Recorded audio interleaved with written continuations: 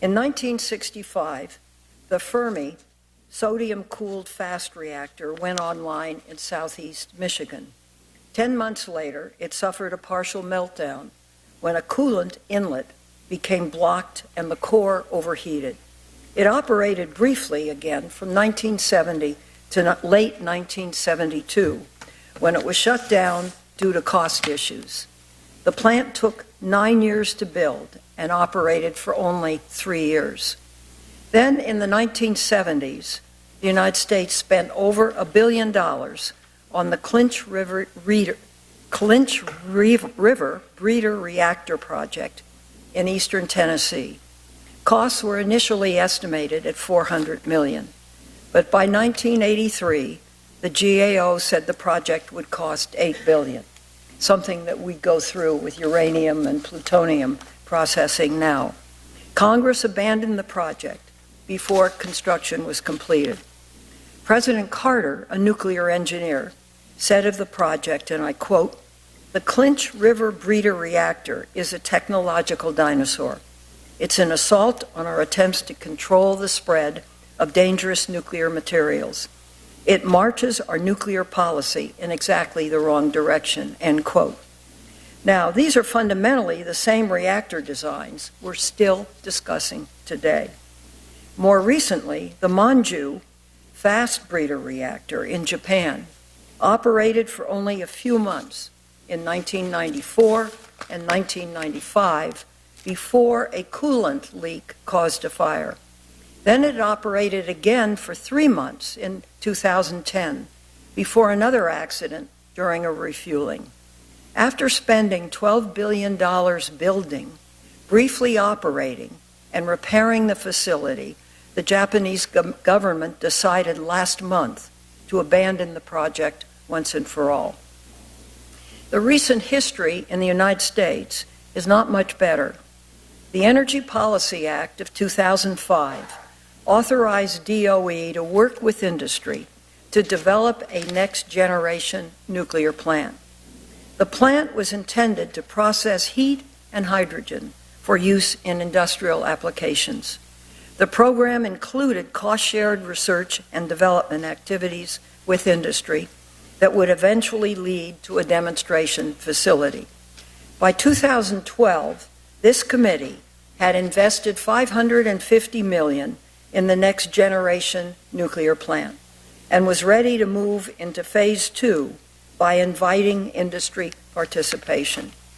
But not a single company could be found to put up the meager $40 million cost share that was needed.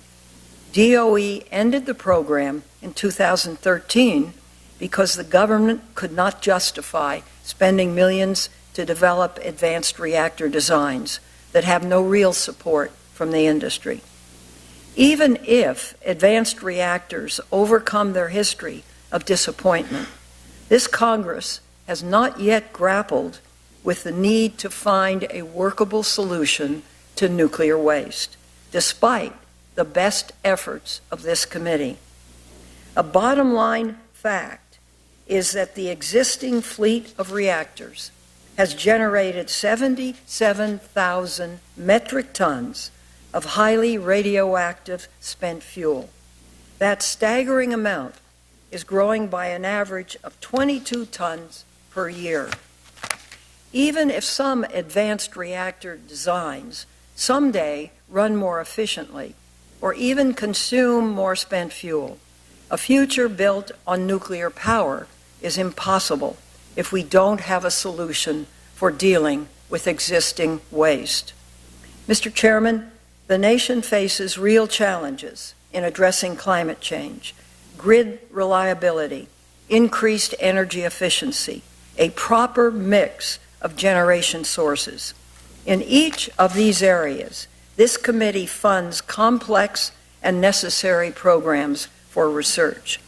I don't see how we can afford to divert several billion more dollars from these programs in order to explore speculative technologies that the industry itself has shied away from.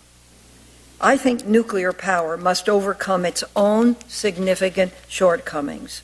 One, astronomical upfront costs, and two, waste that is toxic for thousands of years if nuclear is to be a significant solution to our climate challenges.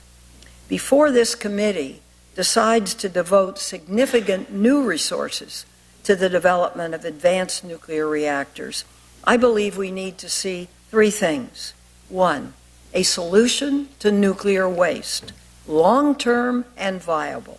Two, an indication that these reactor designs can overcome their history of technical shortcomings. And three, an industry willing to make a financial commitment on its own. And I know that's a tall order, so I very much look forward to our witnesses today. I've known John Deutch for a long time. I have great respect for him, and I look forward to listening to his testimony and the others. Thank you, Senator Feinstein. Senator Tester. Yeah, I'll be brief. First of all, thank you.